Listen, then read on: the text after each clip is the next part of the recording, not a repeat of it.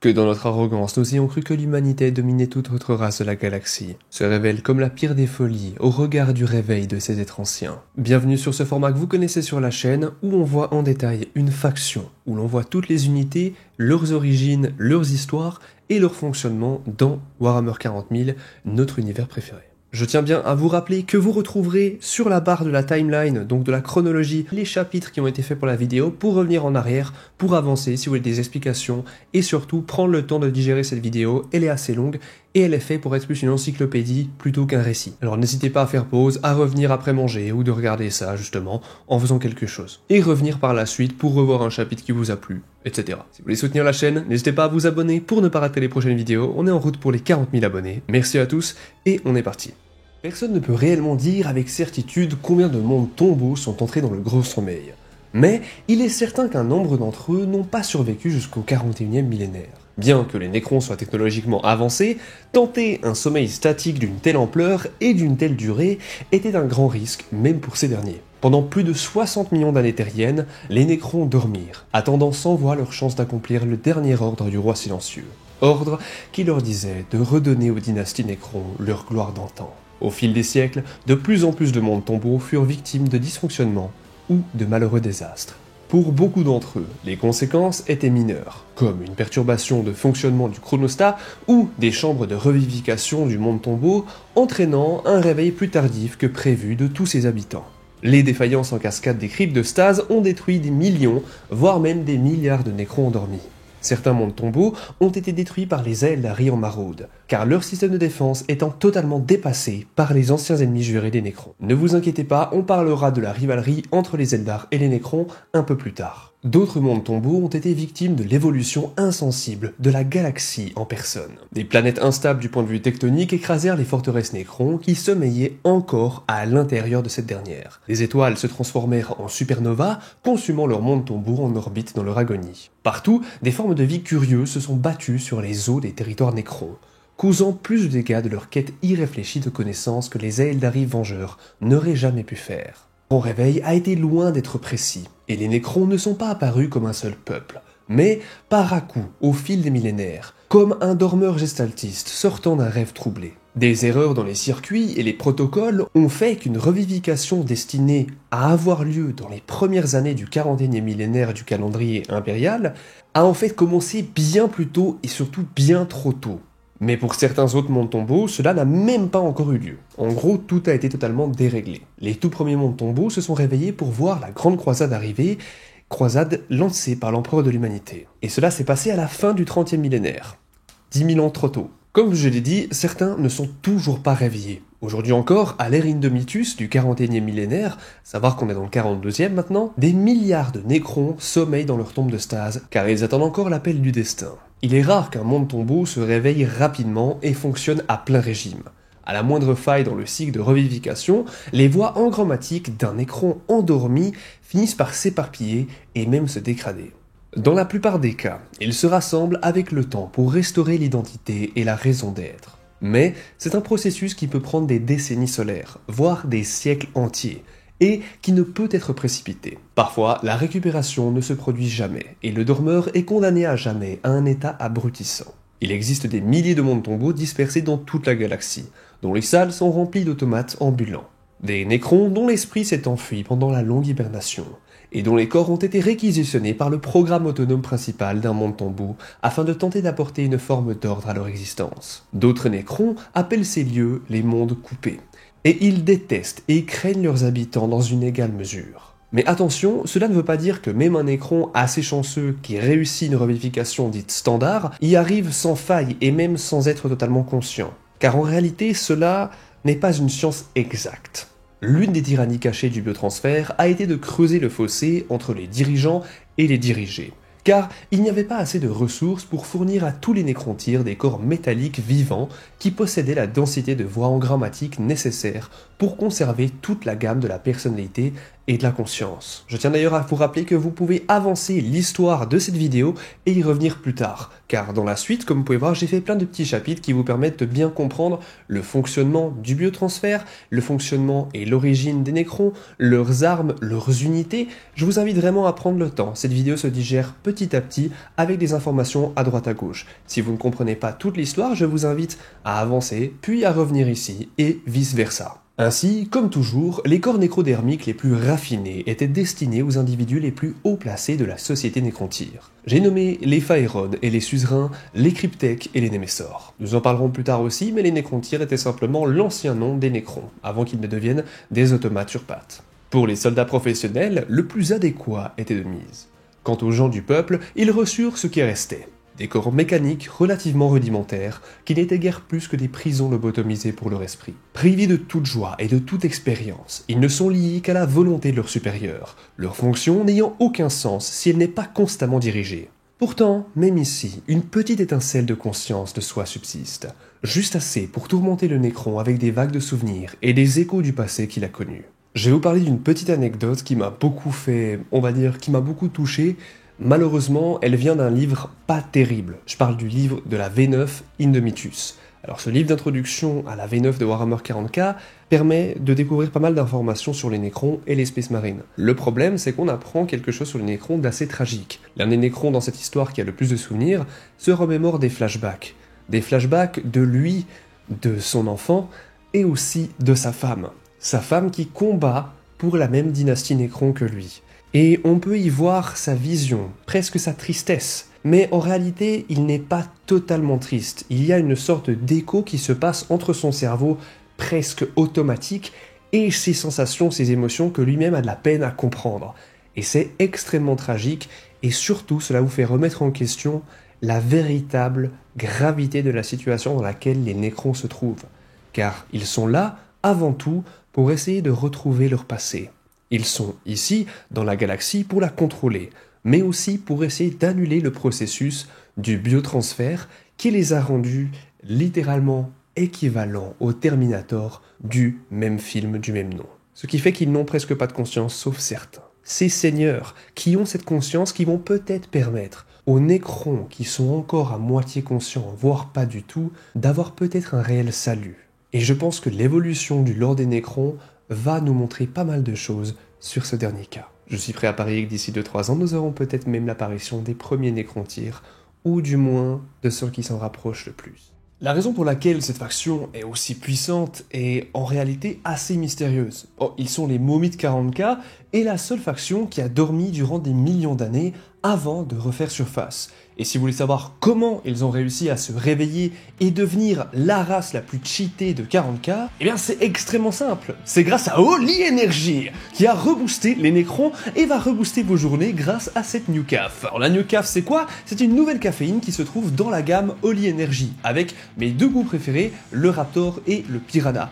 Cette caféine est plus puissante que l'original car elle vous empêche de vous endormir comme les nécrons et vous rend méga efficace pour votre journée de taf ou de sport. Mais attention, pour les sportifs, il y a aussi la gamme hydratation et la gamme Ice Tea pour les amoureux du thé. Si vous ne savez pas quoi offrir pour Noël et que vous n'avez jamais testé Holy, je vous conseille les packs découvertes qui vous offriront de nombreux goûts pour tester presque toutes les gammes Holy, donc les 3 principales. Et ça sera le cadeau parfait pour faire kiffer votre famille et pour vous-même découvrir si vous ne connaissez pas encore. Mais j'ai aussi un putain de cadeau de Noël pour vous, car Holy sort les boules de Noël et les dessous de tasse en édition limitée. Et surtout les 2 bangers d'Holy Energy avec le goût pomme au four et le goût prune cannelle, juste incroyable. Aussi en édition limitée, et d'ailleurs ils sont incroyables avec des glaçons, mais aussi chauds. Car oui, vous pouvez consommer l'été de chez Holy, et même les Holy Energy chauds. C'est les goûts et les couleurs. Alors dépêchez-vous d'aller en description ou sur le commentaire épinglé pour profiter de ces offres de Noël, et n'oubliez pas d'utiliser le code BrushClub pour moins 10%,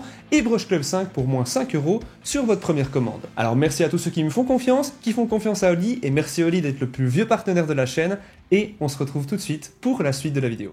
Reprenons maintenant notre histoire. Pour les nécrons avec moins de conscience, pour ces créatures torturées, la mort serait des loin préférable. Mais hélas, elles n'ont plus l'esprit pour s'en rendre compte, ni l'autonomie pour la rechercher. Après avoir dormi si longtemps, il n'est pas possible pour un monde tombeau de se réveiller rapidement et de retrouver son état d'alerte. Car lorsqu'ils sont en sommeil, les tombeaux de stase dans chacun de ces mondes sont contrôlés par un programme d'intelligence artificielle, connu sous le nom de l'esprit profond ou même d'esprit du tombeau. Cette intelligence, qui supervise son entretien et sa défense, est là pour mobiliser les ressources qu'il juge appropriées à une situation ou à une menace donnée. Au fur et à mesure que le moment tant attendu du réveil approche enfin, chaque esprit du tombeau met en service davantage de systèmes et fait revivre encore d'autres personnes enterrées. C'est au cours de ce processus de revivification qu'un monde tombeau est plus que vulnérable.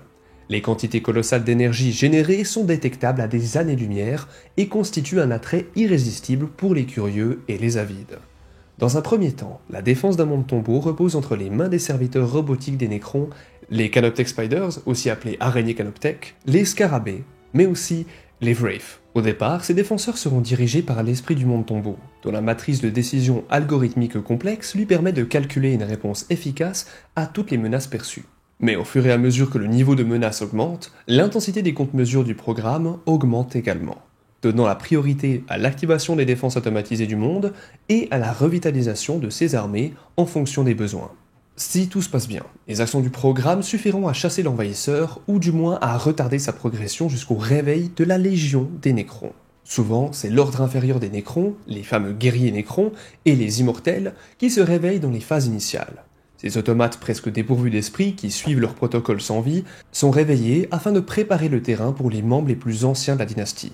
Au fur et à mesure que chaque échelon de la hiérarchie de la dynastie est ranimé, chacun étant plus intelligent et doté d'une plus grande individualité que le précédent, l'ensemble du processus commence à ressembler davantage au fonctionnement d'une ancienne civilisation qu'à celui d'une gigantesque machine. Mais au moment voulu, un seigneur suprême Nécron est réveillé. Et après le réveil complet, l'esprit du tombeau cède le pouvoir à ses créateurs. À partir de ce moment, c'est un esprit véritablement ancien qui dirige le monde, et la suite des événements dépend entièrement de son caractère et de son ambition. Un monde à la fois, des empires disparus il y a des lustres sont reconstruits et des hiérarchies longtemps dormantes s'affirment à nouveau. Au centre de chacun de ces empires renaissants se trouve un monde couronne, la glorieuse capitale et le siège du pharaon qui dirige toute une dynastie. En dessous, on trouve de nombreux mondes tombeaux de moindre importance et d'autres possessions Nécrons, bien qu'ils soient rarement aussi étendus qu'ils l'aient été durant leur pleine gloire, il y a 60 millions d'années.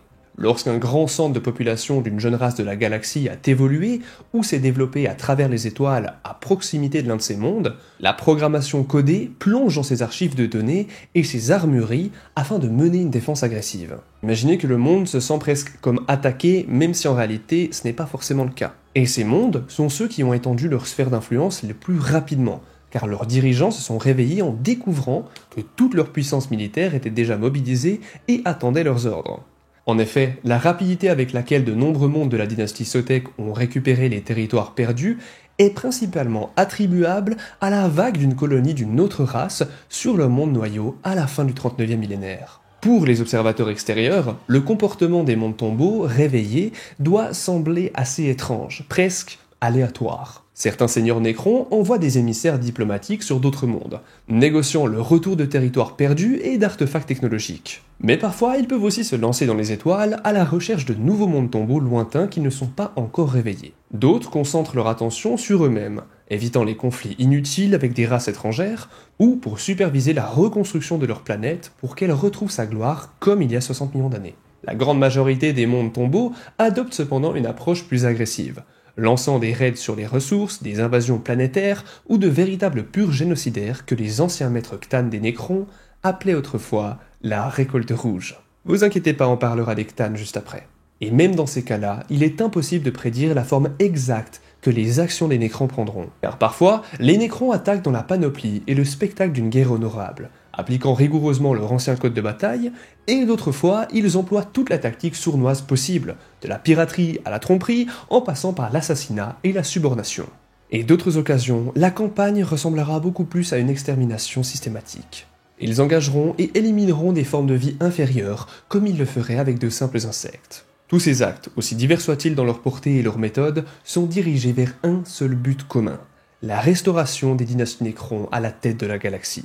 Cependant, le Triarque ayant disparu depuis très longtemps, ah oui, le Triarque, imaginez ça comme, le cercle intime des dirigeants des Nécrons, sans oublier qu'un grand nombre de mondes tombeaux étant encore désolés ou encore en sommeil, et même perdus, il ne peut y avoir réellement de coordination à l'échelle d'une galaxie, ni de grandes stratégies qui permettent l'ascension des Nécrons.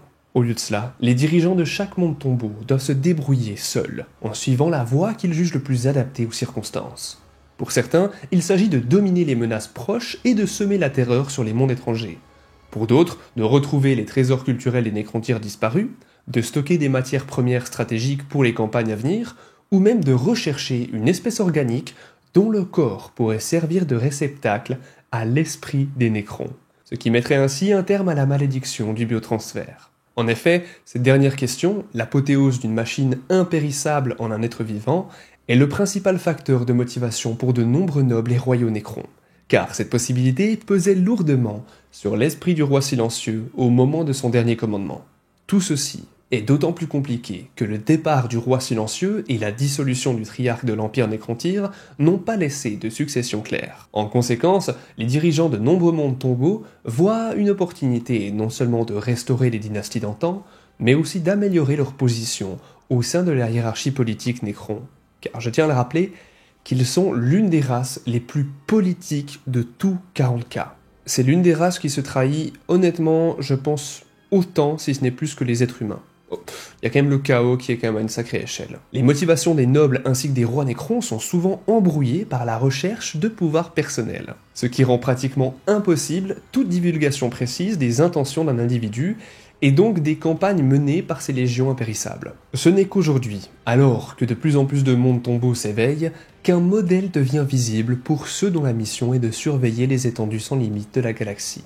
En rassemblant de nombreux témoignages dans toute la galaxie, les savants de l'Inquisition ont réalisé quelque chose de très grave. Ce qui semblait à première vue n'être que des raids extraterrestres sans lien entre eux, et ne servant aucun objectif global, était en fait l'annonce d'un désastre aux proportions galactiques, auquel l'impérium de l'homme devait faire face. Mais alors, qu'en est-il des Nécrons au 41e millénaire? Dans la galaxie actuelle, les Nécrons sont toujours une présence obscure, plutôt qu'une force à part entière.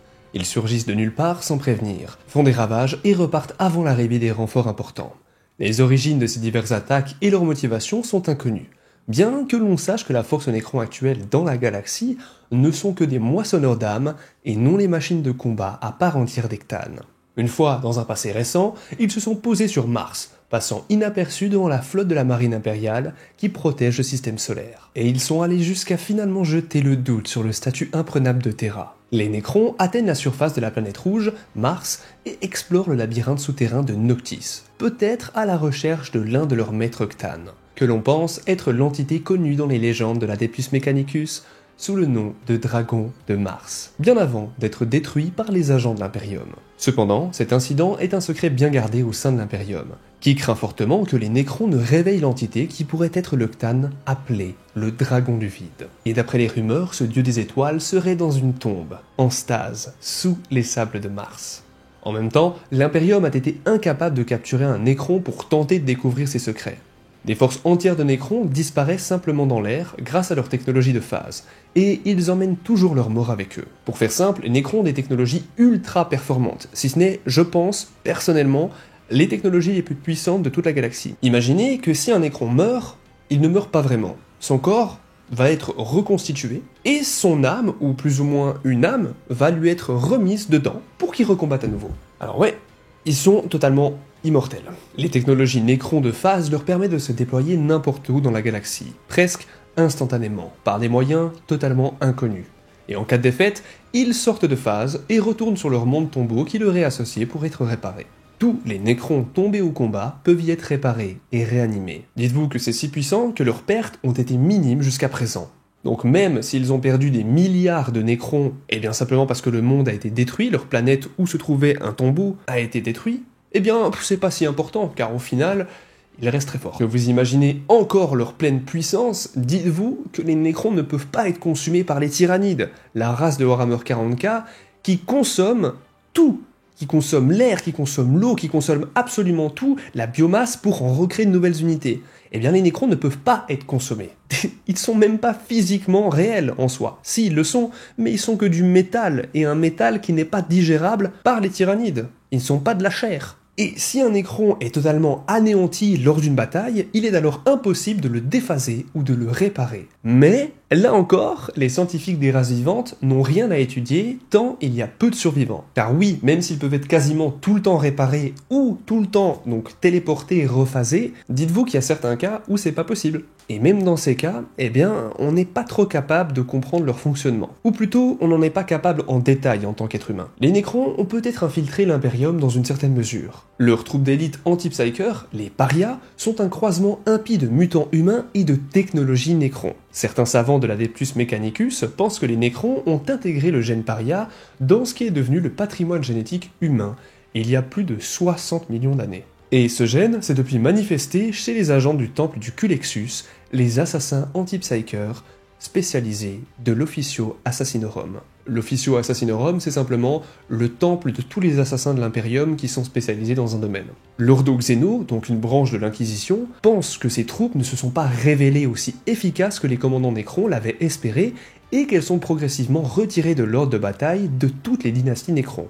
De toutes les grandes puissances de la galaxie, seuls les Aeldari du Craftworld voient dans les nécrons la menace qu'ils représentent réellement pour toutes les autres espèces sensibles. Et même eux ne peuvent savoir avec certitude combien de mondes tombeaux sommeillent encore. Après la guerre des cieux, les Aeldari se sont mis à guetter en silence tout signe de réapparition des nécrons et ont surveillé les mondes qu'ils soupçonnaient d'abriter des fameux tombeaux. Comme je le dis souvent, les Aeldari, imaginez les elfes de l'espace. C'est les elfes de 40K. Voilà, ni plus ni moins. Les mondes tombeaux suspects étaient marqués sur une grande carte de cristal afin que leur emplacement ne soit pas perdu au fil des millénaires. D'ailleurs, je vous laisse mettre pause une petite seconde pour que vous voyiez une image des dynasties nécrons, des mondes tombeaux, etc. où ils se trouvent. Je vous laisse le temps de regarder, revenez en arrière si vous avez besoin. Cependant, au fil des âges de la galaxie, les Aeldari se laissèrent distraire par leurs propres problèmes et oublièrent le devoir qu'ils avaient juré d'accomplir pour leur ancien patron disparu. J'ai nommé les anciens, les hommes grenouilles. Car c'est ces anciens qui ont tout commencé, qui ont lancé cette guerre entre les nécrons, ou plutôt devrais-je dire les nécrontyres, et les dieux des étoiles. Nous en parlerons un tout petit peu plus tard. Au moment de la chute des Aeldari, au 30e millénaire, lors de la terrible naissance du dieu du chaos Slaanesh, les nécrons endormis avaient été pratiquement oubliés. Ce n'est que dans la Bibliothèque Noire et parmi quelques segments de la société Aeldari que la veille s'est réellement poursuivie. Pour les Aeldari, les nécrons sont un cauchemar qui prend vie. Les enfants de certaines divinités des Aeldari considèrent l'absence d'âme comme le pire des destins. Et les nécrons provoquent donc une terreur constante que les Aeldari ne pourront jamais vraiment supprimer. Mais pour d'autres Aeldari, l'heure d'une terrible vengeance a sonné. L'une des factions de ces fameux elfes de l'espace, les Asuryani, se sont souvenus de leur ancien devoir, alors que leur père l'avait oublié. Ils ont alors récupéré les fragments de la grande carte où étaient indiqués les mondes tombeaux, et ils se sont alors préparés au retour de leur ancien ennemi. C'est ainsi que les vaisseaux mondes des Asuryani ressassent toutes les stratégies de la guerre des cieux. Ils se mirent alors à attaquer les nécrons sur leur propre territoire, sabotant leur monde tombeau et menant le combat contre leur légion de guerriers impérissables à chaque fois que l'occasion se présente. Parlons maintenant un peu plus des événements récents liés aux nécrons. Car, au 41e millénaire, l'humanité est répandue à travers les étoiles de la galaxie et rencontre les nécrons assez fréquemment. Mais il n'existe aucun mécanisme permettant de partager les expériences d'un monde en difficulté avec l'ensemble de l'impérium de l'homme. Et même s'il existait, par quels moyens les données seraient-elles cataloguées? Des centaines de mondes colonies humains sont dépeuplés ou détruits chaque année. Et si leur sort est noté par l'administratum, la branche de l'impérium qui s'occupe de l'administration, c'est assez logique venant du nom, eh bien la cause de leur disparition de ces mondes est rarement découverte. Il n'y a pas de dépôt d'informations unique dans l'Imperium, pas d'archives historiques centrales établies, et dans une civilisation qui s'étend sur toute la galaxie et qui est si enveloppée d'ignorance et de superstition, il faut être honnête, il serait remarquable qu'il en soit autrement. Certains érudits impériaux soutiennent que le massacre des sœurs de bataille, les pieuses sœurs de l'Inquisition mais surtout de l'Imperium, ce massacre a représenté le premier contact entre l'humanité et les nécrons. Sauf que nous savons que cela est faux, et que cela s'est passé il y a bien 10 000 ans, durant l'hérésie de Horus, ou proche de ces événements. Mais ces personnes qui disent que cette première fois s'est passée face aux sœurs de bataille, agissent ainsi dans l'ignorance des millions de rencontres qui, bien qu'antérieures à l'événement de ce fameux sanctuaire où les sœurs de bataille ont affronté les Nécrons, eh bien n'ont simplement pas été remarquées, parce que personne n'a survécu pour en prendre note, ou que les archives ont été perdues ou considérées comme mythiques, presque comme des légendes, ou qu'elles ont tout simplement eu lieu sur un monde où les habitants ne faisaient aucune distinction des différents dangers extraterrestres. Plus encore, elles témoignent de l'arrogance classique de ceux, ou plutôt des humains, qui supposent que les limites de leur savoir sont en fait les limites de la réalité. À croire que l'humain reste une créature très arrogante qui ne se remet jamais en question, tristement vrai. Je vous avais dit qu'on parlerait des anciens, plus précisément des origines des Nécrons et donc des Nécrontyres, et de la première guerre qui fit rage dans la galaxie. La planète d'origine des Nécrontyres était stérile et irradiée, ce qui la rendait incroyablement hostile à la vie. Leur corps était rongé par la maladie, les radiations, et ils menaient une vie morbide, craignant constamment leur mort prochaine. Toutes les villes de ces derniers ont été construites en prévision de leur disparition, n'étant guère plus que des vastes complexes funéraires avec quelques habitations temporaires pour les vivants. Les Nécrontyres ont tenté de surmonter leur mortalité par des moyens scientifiques, mais ils ont réalisé après des milliers d'années que leur corps ne pouvait pas être modifié pour survivre sur la planète. Au lieu de cela, ils développèrent une technologie spatiale, bien que la nature beaucoup plus lente et incertaine que les méthodes des anciens. Alors que les anciens, cette fameuse race de crapauds vivants, étaient capables de se déplacer entre les étoiles en quelques secondes, les Nécrontyres devaient utiliser des vaisseaux qui étaient lents, équipés de cryptes de stase pour atteindre toutes les étoiles. Et ils habillaient leurs vaisseaux de métal vivant pour résister aux rigueurs du vol spatial. Et ce métal vivant se nomme le nécrodermis. Et après bien des années, les Nécrontyres rencontrèrent enfin les anciens. Mais cette rencontre entre une race morne et éphémère et une race pleine d'espoir et quasi immortelle mit le feu aux poudres dans le cœur des Nécrontyres. Dès lors, ils consacrèrent toute leur vie à la destruction des anciens. Car les anciens refusaient de partager leur connaissance de l'immortalité et de leur technologie. Ils refusaient simplement, car ils se pensaient probablement meilleurs que les Nécrons. Pardon, les Nécrontyres. Mais il faut savoir que les Nécrontyres étaient totalement malades dues aux radiations de leur planète. Ils étaient sur le point de tous disparaître. C'étaient littéralement des cancéreux en phase terminale qui faisaient tout pour essayer de trouver un remède. Et lorsque la guerre entre les anciens et les Nécrontyres fut déclarée, les Nécrontyres comprirent qu'ils ne pourraient jamais la gagner. Ils étaient constamment dépassés par la maîtrise de la toile que les anciens utilisaient, cette dimension de poche qui leur permettait de voyager partout ultra rapidement, et au final, ils finirent amoindris et isolés parmi des étoiles. Mais la fureur des Nécrontyres s'est calmée après plusieurs milliers d'années d'emprisonnement, tandis que leur dégoût des anciens s'est transformé en une haine totale de toute existence. Oui, ils avaient toujours besoin d'un objectif, et la destruction en faisait partie, il faut croire. Mais ils allaient rencontrer quelque chose qui changerait leur vision de leur avenir. J'ai nommé les dieux des étoiles. Comme leur étoile avait hanté leur propre existence, les Nécrontyres étudièrent ces dernières dans le but de mieux comprendre leur fonctionnement et de trouver quelque chose qu'ils pourraient libérer sur les anciens. Ils finirent par trouver une chose si ancienne qu'elle précédait même les anciens. Cette entité se nourrissait des étoiles autour desquelles elle gravitait, mais n'avait qu'une vague idée de l'univers qui l'entourait, si ce n'est qu'elle satisfaisait son besoin d'énergie.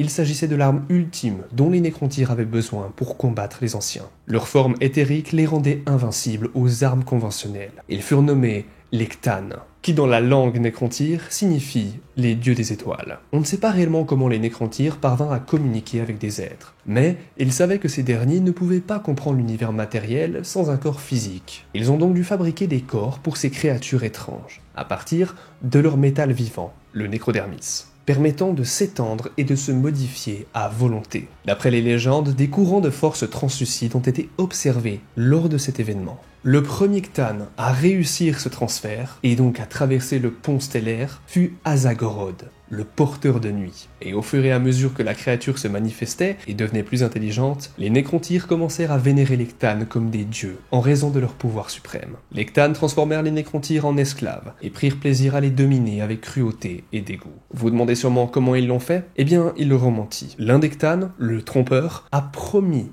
l'immortalité aux Nécrontyres. Pour atteindre l'immortalité, Et connaître le goût de cette sensation que les anciens connaissaient depuis si longtemps, mais qu'ils avaient décidé de cacher aux nécrontyres, le Cthulhu trompeur, littéralement, tenta de tromper les nécrontyres. Et il réussit. Il leur dit que pour devenir immortels, ils devraient passer un système de biotransfert, le même que les Cthulhu ont subi, ce qui leur permettait d'avoir ce corps qui pouvait se modeler, ce corps de métal. Et les nécrontyres n'étaient pas tous sûrs, ne voulaient pas tous accepter. Mais finalement, après de longues périodes de justification et de contre, ils acceptèrent. Ou devrais-je dire, le roi silencieux le fit. Il convainquit tous les nécrons. Ou devrais-je dire, le roi silencieux des nécrontyres, roi, membre du triade, vous savez ce que je vous avais dit, le fameux cercle intérieur des nécrontyres, ce dernier réussit à convaincre tout le monde. Et un à un, les nécrontyres passèrent dans des chambres de biotransfert, entrant sous forme de chair, ressortant sous forme de métal. Mais peu de temps après le biotransfert effectué, leur âme disparaissait, récupérée et mangée par les dieux des étoiles. Car rien n'était meilleur qu'une âme pour un réel dieu. Rien ne leur donnait encore plus de puissance que des dévoratifs, tenter de détruire les anciens, ou de détruire leur ancien ennemi juré, et réussir en plus de ça à devenir encore plus puissants. Mais pourtant, il restait une dernière carte dans la manche des nécrontyres. Bientôt, les nécrontyres furent prêts à reprendre le combat contre les anciens. Les Cthulhu firent alors aux nécrontyres une proposition qu'ils ne pouvaient refuser, en leur offrant l'immortalité pour leur race. Mais leur chair maudite serait abandonnée au profit de corps semblables à ceux de leurs dieux. Leur corps serait consumé et leur esprit transféré dans les nouveaux corps de métal avec lesquels ils pourraient continuer la guerre contre les anciens. On ne sait pas si les nécrontyres en connaissaient les conséquences, mais leur race entière fut purgée lorsqu'elle fut transférée dans le corps de métal. Leur esprit furent abrutis, et ils furent entraînés dans une servitude éternelle. Seuls quelques-uns des nécrontyres conservèrent une forme de pensée indépendante. Mais les nécrontyres n'existaient plus, car les nécrons étaient nés. Oh non, j'ai plus d'eux. Holly. Il est maintenant temps de parler des dynasties nécrons. Alors, évidemment, il en existe une quantité presque inquantifiable, je pense que c'est le mot, mais on va regarder uniquement les principales et je vais vous décrire un peu tout ça. Même de son vivant, la civilisation nécrontyre était soumise à un protocole et un processus strict, gouverné par les nobles dont le pouvoir était absolu. Cette hiérarchie rigide s'est renforcée lors de la transition de la chair à la machine.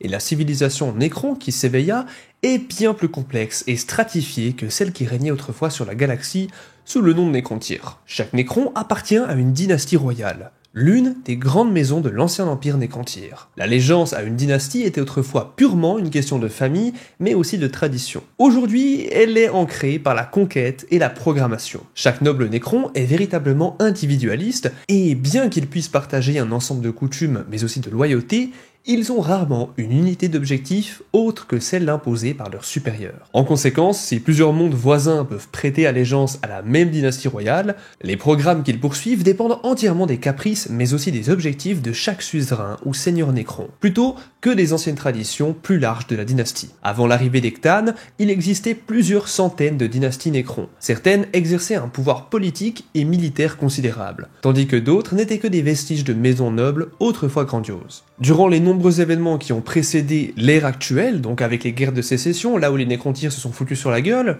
car oui, il faut le dire, avant ils n'étaient pas très unis entre eux, c'était vraiment pas forcément la joie, un peu comme les êtres humains qui, pour des religions, vont se foutre sur la gueule, mais aussi suite à la rébellion contre les Cthulhu, contre les anciens, etc., il y a eu beaucoup d'événements qui ont fait que les dynasties royales ont été détruites à de nombreuses reprises. Et il est impossible de dire combien d'entre elles ont survécu, si ce n'est qu'elles se comptent par centaines, voire par milliers. Peut-être que certaines ont été rebâties, peut-être que certaines ont été créées. C'est assez mystérieux tout ça, et je pense que ça mérite une vidéo dédiée. Car les dynasties que nous allons voir plus tard sont considérées comme les plus puissantes de celles qui ont survécu et qui sont actuellement connues par l'Imperium. Mais pour comprendre un peu mieux tout ça, je pense qu'il faut parler de la hiérarchie au sein de cette dynastie.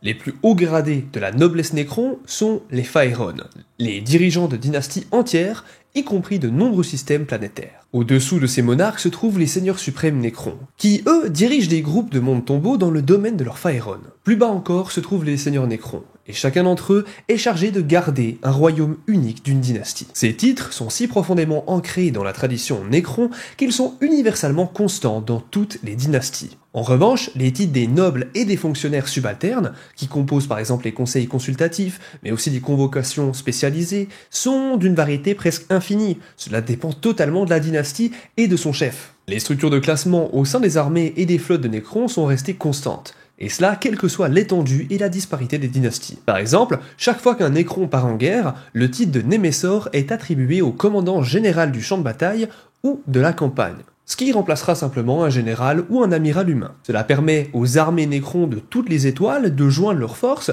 même si elles ne se sont jamais rencontrées, et de ne pas perdre en efficacité. Cette structure de commandement bien établie a facilité la transition d'Imhotep, le Stormlord, de Némessor à Phaéron de la dynastie Sotek. Ah oui, je vous l'ai dit, c'est extrêmement politique, et à chaque fois, le but d'un seigneur Nécron va être de gagner en rang. Alors, il existe de nombreux titres qui sont utilisés pour nommer des Nécrons et surtout pour attitrer les Nécrons. Par exemple, on a le titre Grave, Vimarx et Tantar. Et cela est pour les Nécrons de rang inférieur, mais qui restent des nobles. Et ils sont presque identiques, tous ces trois termes, en termes de rang mais aussi de responsabilité. La seule véritable différence entre ces derniers réside dans la dynastie d'origine de l'individu. De nombreux titres Nécrons sont héréditaires et remontent au premier jour de Nécrontyre. D'autres sont des inventions relativement récentes, conçues pour récompenser les nobles de rang inférieur pour leur service, comme une sorte de médaille. Au fur et à mesure que la sphère de domination des Nécrontyres s'étendait, la portée et l'application des titres dépassaient de loin toute forme de contrôle central. Chaque dynastie royale créa des titres de plus en plus élaborés, basés sur ses propres traditions, afin de se justifier. Comme dans de nombreuses civilisations, plus le titre est grandiose ou même long, plus il est probable qu'il s'agit simplement d'une tentative de dissimuler un statut inférieur. Cet enchevêtrement devient particulièrement byzantin lorsqu'un Phaéron d'une dynastie royale prend le contrôle d'un monde d'une autre dynastie. Le protocole qui en résulte est fastidieux, au-delà de l'endurance des créatures vivantes, mais pour la noblesse Nécron, il s'agit simplement d'une autre façon de gâcher l'éternité. Rappelons-le, ils sont immortels, et ils ne ressentent pas d'émotion. C'est l'autre problème de ces derniers. Pour ne rien arranger, si un Phaéron est détruit, son remplacement insistera parfois pour que tous les rangs existants soient modifiés afin de refléter les traditions de sa propre maison. Donc, si un mec le remplace, il peut décider de tout chambouler, de tout bousculer. C'est comme si un nouveau directeur d'une société arrivait et foutait la merde. Et pour prendre une telle mesure, le titulaire doit être parfaitement sûr de sa position, car une remise en cause de la tradition ne manquerait pas de susciter le mécontentement au sein de toute sa cour. Chaque Phaéron est suzerain et est servi par une cour royale, qui l'aide à administrer les mondes tombeaux et à mener à bien toutes ses campagnes militaires. Une cour royale est constituée d'un groupe de seigneurs Nécrons, les cryptèques, et dans les cours de Phaéron, les suzerains, qui doivent fidélité aux dirigeants par serment ou par liens familiaux. Bien que la chair soit depuis longtemps un souvenir pour les Nécrons, les liens du sang restent aussi importants qu'ils l'ont toujours été pour les Nécrontyres. Chaque seigneur Nécron sera également servi par ses propres cours inférieures.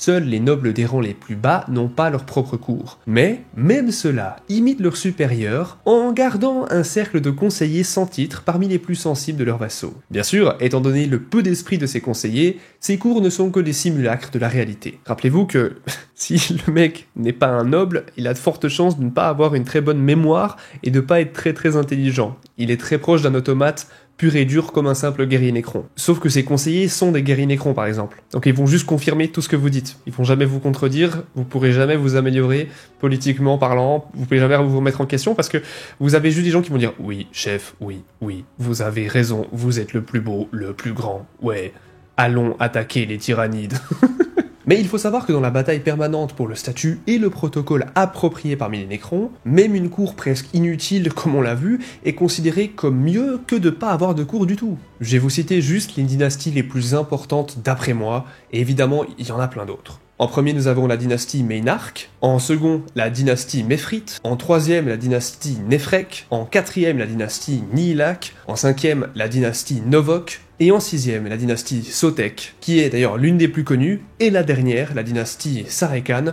qui est la plus connue actuellement avec la V10 de 40K. Maintenant, parlons un petit peu plus des légions Nécrons. La taille de la cour royale d'une dynastie n'est pas seulement importante en termes de statut politique, mais aussi de prestige, car non, elle détermine aussi le statut militaire d'un noble Nécron. Plus la cour royale est importante, plus son ancienneté est grande, et plus les troupes sous son commandement sont nombreuses. Même un noble qui n'a pas de cour royale commande une légion de guerriers Nécrons, mais aussi quelques phalanges d'immortels et de Deathmarks, ainsi qu'une phalange de Lychguard. À cela s'ajoutent aussi des forces qui ne sont liées à aucune dynastie en particulier. Les destructeurs Nécrons nihilistes peuvent être attirés dans une bataille par des promesses de carnage, tandis que les cryptèques peuvent être retenus par des actes de mécénat. À savoir que les cryptèques, c'est des sortes d'ingénieurs Nécrons. Peu de nobles Nécrons, aussi désespérés soient-ils, recherchent délibérément l'aide de nos fameux dépeceurs. Bien que ces créatures charnelles se présentent inévitablement aux batailles Nécrons de leur propre chef. Plus un noble est haut placé dans la hiérarchie d'une dynastie, plus les troupes sur lesquelles il a autorité sont nombreuses, mais aussi surtout de qualité. En outre, un noble de haut rang commande indirectement toutes les forces contrôlées par les membres de sa cour royale, qui, à leur tour, ont autorité sur les forces contrôlées par leurs subordonnés, et ainsi de suite. Comme même le plus petit des mondes tombeaux compte au moins 200 nobles de rang inférieur, rien que ça, un seigneur suprême peut généralement faire appel à au moins une centaine de légions de guerriers Nécrons s'il en a besoin. Alors parlons un peu plus des glyphes dynastiques.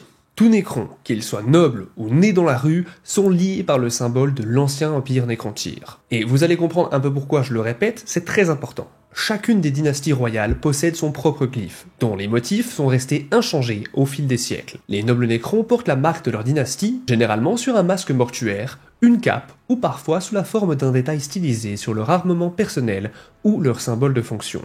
Les nobles les plus arrogants portent un glyphe sur leur plastron à la place de l'anque du triarque. À savoir que l'anque du triarque, qui a d'ailleurs un nom très chelou, faut quand même le dire, c'est ça en fait. Et je sais que beaucoup de gens ignorent que ce symbole, ça représente la triarque ou la triade, peu importe comment ça se dit. Je pense même que la meilleure traduction serait peut-être triarcat. Ouais. Et il faut savoir que les nobles qui justement vont mettre leur propre glyphe sur ce fameux ancre du triarcat, c'est pas forcément très bien vu, car cela revient à déifier les traditions et les protocoles les plus anciens. Et il faut le dire, les Nécrons sont assez conservateurs, si vous voyez ce que je veux dire. Seuls les nobles des hauts rangs sont autorisés à porter le glyphe de leur dynastie dans sa forme la plus complète. Ceux de rang inférieur ne portent que des éléments du glyphe, symbolisant leur position par rapport au cœur de pouvoir de la dynastie royale. Une poignée de nobles ne portent pas de glyphe du tout. Certains sont issus de dynasties royales détruites pendant la guerre des cieux, tandis que d'autres ont été déchus de leur rang et de leur statut pour une transgression commise il y a longtemps. Dans tous les cas, ces nobles sont considérés au mieux comme indignes de confiance, et la trahison fait partie de leur passé ou de leur avenir. Les soldats ordinaires, tels que les guerriers mais aussi les immortels Nécrons, sont largement considérés comme des biens interchangeables par leurs nobles maîtres. C'est des ressources. C'est plus des êtres vivants. En tant que tels, ils sont considérés comme indignes d'être associés à leur fière lignée d'une dynastie particulière. Bien que malgré tout, les couleurs de leur masque de mort, donc le masque nécrodermis qu'ils ont sur la gueule, et de leur armure fassent parfois écho à l'ancienne héraldique du Nécrontyre. Et c'est pour ça qu'ils reflètent indirectement leur allégeance. Donc les couleurs ont tout de même une importance, mais cela est vraiment dû aux traditions et à l'époque où ils étaient plus proches du Nécrontyre, ou alors au moment où ils venaient de passer de Nécrontyre à Nécron, où ils venaient d'avoir le biotransfert. Je veux dire que les couleurs et les allégeances pour les guerriers lambda, c'est pas important, vu que c'est pas des nobles, on s'en branle d'eux, car ils sont que des ressources remplaçables. Pour faire simple, les couleurs pour les Nécrons n'ont pas autant d'importance que pour les orques. Ça, c'est clair. Et si vous voulez savoir pourquoi je dis ça, je vous invite à aller voir cette vidéo qui vous dira tout ça. En revanche, les engins de guerre Nécrons, tels que les monolithes et les arches de jugement dernier, sont souvent marqués de glyphes dynastiques. Ils sont considérés comme l'armement personnel d'un noble particulier et méritent donc un statut bien plus élevé que celui des guerriers Nécrons qui les équipent. Ah oui, l'armement d'un noble a plus de valeur qu'une ancienne personne. Les Nécrons n'ont pas de cœur. Parlons maintenant un peu plus de la doctrine de combat des Nécrons. Si vous vous rappelez bien, on avait dit que ça fait plus de 60 millions d'années que certains nobles Nécrons, mais aussi guerriers Nécrons, sont endormis dans les mondes tombeaux. Et des groupes de raids Nécrons dispersés ont annoncé le réveil de la race impérissable au cours du 41e millénaire. Mais maintenant que leur dieu stellaire assoiffé, l'Ectan, se réveille en quête d'énergie vitale, les redoutables Nécrontyres sont de retour pour s'approprier la galaxie. Chaque monde tombeau Nécron a été construit selon un modèle complexe conçu par les Nécrontyres à l'apogée de leur civilisation. Utilisant des principes physiques et une technologie qui n'ont été redécouverts par aucune autre espèce intelligente depuis le début de leur long sommeil, les Nécrons ont créé d'immenses entrepôts souterrains afin de stocker leur race pendant des millions d'années terriennes, qu'ils allaient passer en inactivité totale. Grâce à leur maîtrise de la géométrie interdimensionnelle avancée, les Nécrons ont construit des chambres massives capables d'abriter des dizaines de milliers de leurs congénères dans un espace apparemment bien plus grand à l'intérieur qu'à l'extérieur. Et si vous voulez une analogie, ou plutôt quelque chose qui ressemble, si vous vous rappelez d'Harry Potter et la coupe de feu, si je dis pas de bêtises, quand Harry et Ron entrent dans une tente toute petite et qu'à l'intérieur en fait c'est un palace, ben c'est la même chose. Dans les profondeurs de ces structures pyramidales, les Nécrons ont stocké leur arme horrible et érigé de puissants stabilisateurs temporels qui protégeaient ces guerriers et leur arme sauvage des ravages du temps, à la manière d'un champ de stase de l'Imperium. Une fois réactivé, chaque monde tombeau réveille ses dormeurs selon une séquence algorithmique rigide et prévisible, aussi inévitable que la mort des étoiles. Comprenez bien que chez les Nécrons, tout est calculé. Tout est méthodiquement calculé. Je pense que c'est la meilleure manière de décrire tout ça. Rien n'est laissé au hasard. Pour mieux comprendre, je vais vous expliquer ça. Pour commencer, le monde tombeau libère des essaims de construction robotique comme des scarabées canoptèques, des araignées canoptèques, et tout cela dans le but de répondre aux besoins rudimentaires des tombes en stase. Peu après, les guerriers Nécrons sans esprit sont réveillés et commencent à effectuer des patrouilles de reconnaissance dans la région du monde entourant leur tombe. Grâce aux informations obtenues par les missions de reconnaissance des guerriers Nécrons, les systèmes automatisés du monde tombeau, que l'on nomme esprit de la tombe ou esprit profond, évaluent les circonstances actuelles qui dominent son environnement. Encore une fois, c'est un algorithme qui fait ça. Selon d'anciens algorithmes prédéterminés, les tombes de stase activent alors d'autres machines et arment Nécrons en fonction des circonstances. Je sais pas si on se rend compte à quel point les Nécrons c'est juste un PC ultra puissant qui évalue tout le temps la situation. Et il faut savoir que les seigneurs Nécrons sont encodés avec ces informations et les données nécessaires pour former des personnalités artificielles afin que le réveil puisse incarner le but singulier du monde tombeau et prendre des décisions en fonction de la menace qui se trouve autour du monde tombeau. En gros, les seigneurs, ils se réveillent, ils viennent d'arriver, on leur fout une puce dans le cul, bon, c'est pas dans le cul, vous m'avez compris. En gros, le monde tombeau est relié à eux et ils vont envoyer toutes les informations qu'il a besoin pour ensuite savoir quoi faire. C'est une dinguerie. Un grand centre de population de l'une des races les plus jeunes de la galaxie, généralement l'humanité, peut s'être installé sans le vouloir sur ce qui est en fait un monde tombeau Nécron, mais sous le sol. Et lorsque cette situation se présente, le programme codé du monde tombeau réagit de manière extrêmement agressive afin de défendre toutes ses créations. Et ces mondes tombeaux s'activent bien plus rapidement que les autres, car ils réagissent en fonction de la menace, je le rappelle. Alors que leur système automatisé fouille toujours plus profondément dans leurs archives de données et leur entrepôt d'unités et d'armes, les mondes tombeaux dont les zones d'influence ont été envahies par les jeunes races se préparent à entamer ce qui deviendra finalement une action de représailles à grande échelle contre tout l'impérium de l'humanité et toute autre force organisée qui se mettrait en travers du chemin des Nécrons. Il s'agit là d'un modèle de comportement programmé que les savants impériaux ont baptisé la moisson. Lorsqu'elle se produira, il s'agira d'un événement génocidaire comparable à la guerre des cieux contre les anciens. Est-ce que je vous ai déjà parlé du commandement nodal? Non? Eh ben on va le faire. Les mondes tombeaux des Nécrons ne semblent pas avoir des organisations permanentes ou des structures de commandement. Et l'interaction des différentes forces n'est pas claire pour les savants de l'Imperium. Tout ce que nous savons, c'est que la forme de guerre des Nécrons peut être décrite comme un processus continu de causalité, donc presque algorithmique comme j'ai dit précédemment. Chaque bataille, campagne et récolte produisent simplement des réponses préétablies par le programme en question. Cette structure est toujours évolutive et est rendue possible par un système similaire à celui utilisé dans les assemblées les plus complexes de l'Adeptus Mechanicus, à savoir les ingénieurs de l'humanité. Vous savez, ces mecs à moitié robots et à moitié humains. Et donc ce nom est ce qu'on appelle un commandement nodal. L'organisation du commandement nodal attribue une hiérarchie stricte à tous les éléments qui la composent. Ce système accorde une plus grande capacité opérationnelle et décisionnelle à certains nœuds, tout en asservissant le reste du système aux décisions de commandement autonomes de tous ces nœuds. Les suzerains et les seigneurs Nécrons forment les nœuds de la structure de commandement, permettant à chaque noble de disposer d'une valeur hiérarchique à tout moment. Là, les fous d'informatique, vous comprenez tout ce que je viens d'expliquer. Bien que l'Adeptus Mechanicus ne puisse que deviner comment ce système de commandement nodal fonctionne réellement, ils ont déterminé qu'il existe au moins 4 niveaux de hiérarchie au sein du commandement nodal. Hiérarchie que les prêtres techniciens ont désigné comme étant les niveaux bronze, argent, or et platine, évidemment dans l'ordre croissant de priorité de commandement. Le système de commandement nodal est également une structure de communication et constitue la base de la collecte d'informations et de la transmission d'ordre aux unités Nécrons nécessaires. Le système est souvent comparé aux anciens organigrammes utilisés pour concevoir les algorithmes des cogitateurs pendant l'âge de la technologie. À savoir que l'âge de la technologie est l'une des périodes les plus importantes de l'humanité, et l'une des périodes où on avait beaucoup de pouvoir technologique. Et donc imaginons qu'une décision prise par un haut seigneur Nécron, par exemple de niveau or, donne lieu à une réponse unique et rapide. Toutes les données et tous les ordres pertinents sont alors automatiquement diffusés aux seigneurs subordonnés, donc les seigneurs de niveau argent et bronze, car ils sont asservis à celui de commandement de niveau or. Dans les situations où la vitesse est moins importante que le traitement de toutes les informations pertinentes,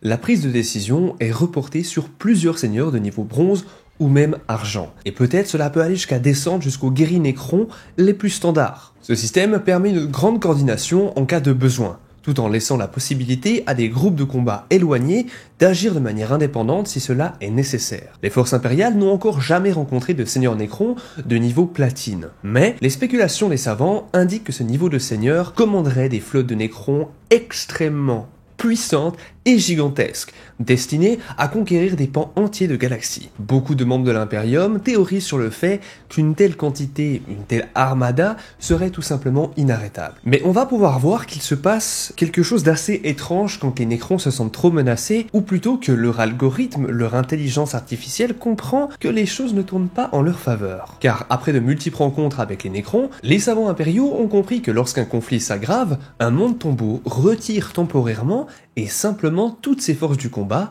avant de les déployer une nouvelle fois, mais avec une armée bien plus nombreuse et bien plus puissante. Et cette armée sera dirigée par un commandement nodal, vous savez, le petit lien qu'il y a entre eux, qui sera beaucoup plus élargi et donc plus puissant. En fait, plus l'ennemi intensifie sa réponse aux forces nécrons, plus on les attaque violemment, plus l'offensive des nécrons sera violente. Ils réagissent vraiment en fonction de ce que vous leur mettez dans la gueule. Si vous voulez comprendre, ça me fait penser un petit peu aux jeux vidéo qui réagissent en fonction de votre niveau. Par exemple, Shadow of War, qui est un excellent jeu que je vous conseille. Dans la plupart des cas, seuls quelques guerriers nécrons et des unités de soutien spécialisées comme les Destroyers ou les Spectres, donc les fameux Wraith, sont déployés pour vaincre une menace qui vient d'arriver sur le monde tombeau.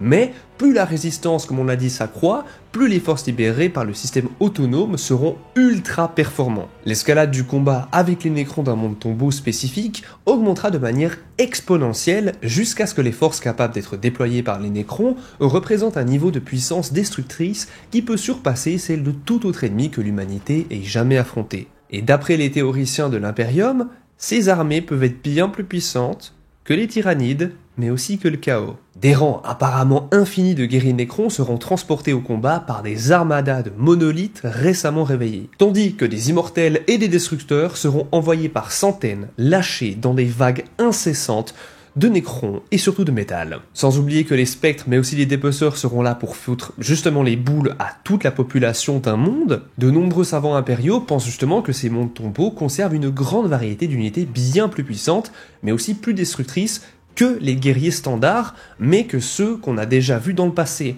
Beaucoup de théoriciens de l'Imperium pensent que les nécrons n'ont pas encore montré toutes leurs cartes. Je tiens à le rappeler, mais de nombreux mondes colonisés par l'Imperium ou simplement neutres, pour l'instant en tout cas, qui se trouvaient autour de mondes tombeaux, ont été simplement sapés de toute population. Il n'y avait plus rien. Et c'est ça le réel risque des nécrons. Ils sont peut-être très différents des tyrannides, mais ils sont tout autant inarrêtables, si ce n'est bien plus. En tant que créatures dépourvues d'essence spirituelle, les nécrons ne peuvent pas projeter leur esprit dans le warp, ni en exploiter la puissance. Ils sont incapables d'utiliser le warp pour voyager à travers la galaxie et sont totalement dépourvus de psykers indigènes. À bien des égards, c'est une aubaine, car l'Empyréen, le warp, est toujours un serviteur inconstant, enclin à faire des ravages chez ceux qui cherchent à s'approprier son pouvoir. Cependant, cette absence de capacité psychique impose ses propres limites, en particulier lorsqu'il s'agit de combat des créatures pour qui la sorcellerie fait autant partie de la guerre que les munitions conventionnelles, car il n'y a pas de défense plus sûre contre un psyker qu'un autre psyker plus puissant. Pour compenser, de nombreux mondes tombeaux nécrons sont protégés de perturbations psychiques par ce qu'ils appellent des vastes matrices de champs nuls. Développés pendant la guerre des cieux, ces réseaux d'émetteurs, comme des brouilleurs, sont des champs antipsychiques générant un champ d'énergie inconnu qui déstabilise la connexion d'un psyker avec le warp, le rendant incapable d'utiliser toute sa puissance. Il faut aussi savoir que les démons en présence d'une matrice de champ nul ont tendance à vaciller dans l'existence, comme s'ils étaient incapables de maintenir un ancrage solide dans la réalité. Au 41e millénaire, la matrice à champ nul s'est également révélée avoir un effet délétère sur les tyrannides, car les troupes de l'esprit ruche ne sont pas immunisées contre l'absence d'âme des nécrons, et la matrice du champ nul ne fait qu'exacerber cet effet sur l'esprit ruche, qui normalement est quasiment intouchable. Et ici, les nécrons ont trouvé un moyen de les nerfer. Hélas pour les nécrons, ces défenses sont loin d'être complète. Une matrice à champ nul nécessite d'incroyables quantités d'énergie afin de fonctionner correctement. Et c'est un dispositif fragile qui doit être caché au cœur même d'un monde tombeau afin d'éviter sa destruction.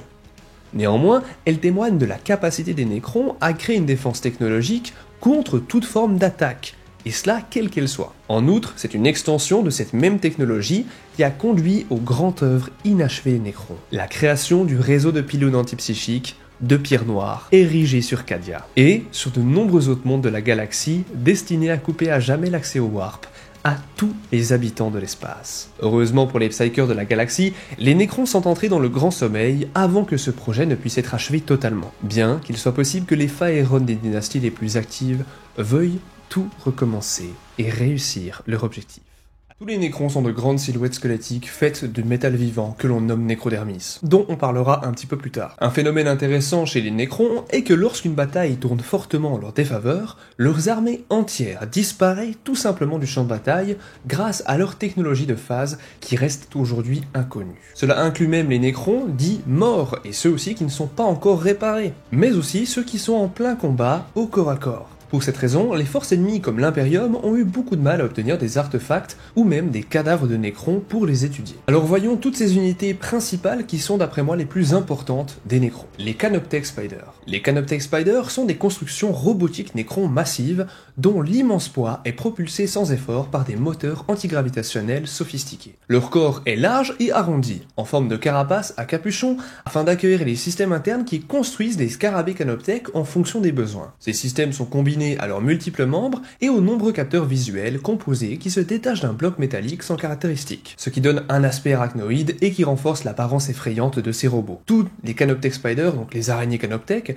disposent d'un réseau de griffes de fabrication qui leur permet de réparer les systèmes des Nécrons mais aussi des mondes tombeaux, ce qui en fait également des armes terriblement destructrices.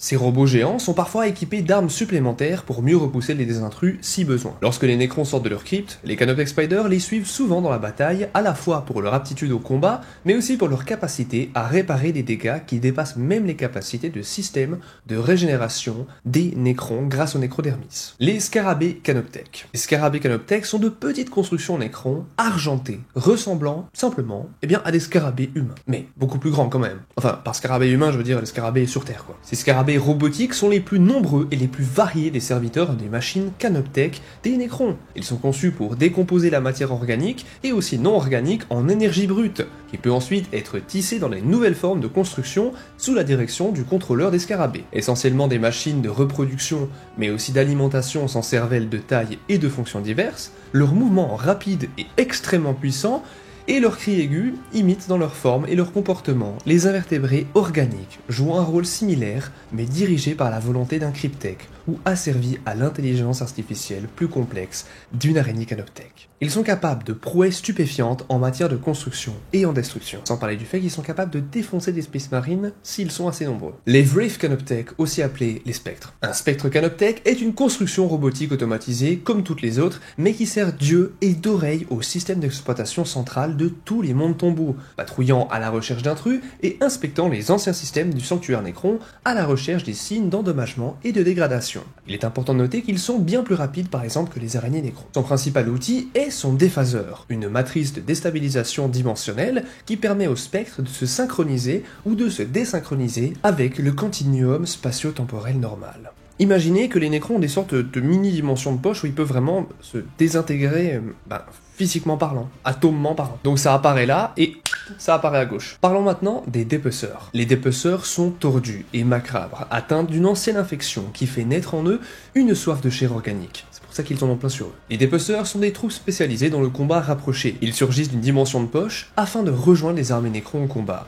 Mais jamais sur invitation des Nécrons, ils viennent vraiment de leur plein gré. Ces créatures répugnantes étaient autrefois des Nécrontyres qui ont réussi à conserver une partie de leur conscience originelle lorsqu'ils ont été transférés dans leur corps métallique, mais ils ont été maudits par une terrible maladie, manifestant une faim de chair qui ne peut être satisfaite, et qui les a finalement conduits à la folie. Les guerriers Nécrons. Les guerriers Nécrons, comme vous le savez, sont simplement les troupes principales et l'infanterie, dit standard des Nécrons, simplement des troupes remplaçables qui ne sont pas forcément plus utiles que ça. Les Immortels. Les Immortels étaient les serviteurs privilégiés de la dynastie Nécron dans les temps anciens, et forment aujourd'hui l'avant-garde de leur légion impérissable. Lorsque les Nécrons ont conquis la galaxie pour la première fois, ils l'ont fait grâce à l'assaut inébranlable et implacable des légions immortelles. Ceux-ci constituaient l'élite des armées Nécrontyres et sont la véritable force de frappe des dynasties Nécrons. Il s'agit vraiment de vétérans endurcis d'anciennes guerres qui renaissent dans des corps nécrodermis infatigables et comme on le sait, presque intuables. Les traqueurs de la mort, aussi appelés Deathmark. Les Deathmark sont les tireurs d'élite et les assassins les plus compétents des forces Necron. Ils surgissent simplement en apparaissant de nulle part et frappent avec une précision redoutable. Leur nom est tout à fait approprié, car une fois qu'ils ont reçu la marque du chasseur, les cibles d'un Deathmark sont presque certains de trouver la mort quelques instants plus tard. Comme la plupart des Necrons, la technologie des Deathmark dépasse de loin le domaine de la compression.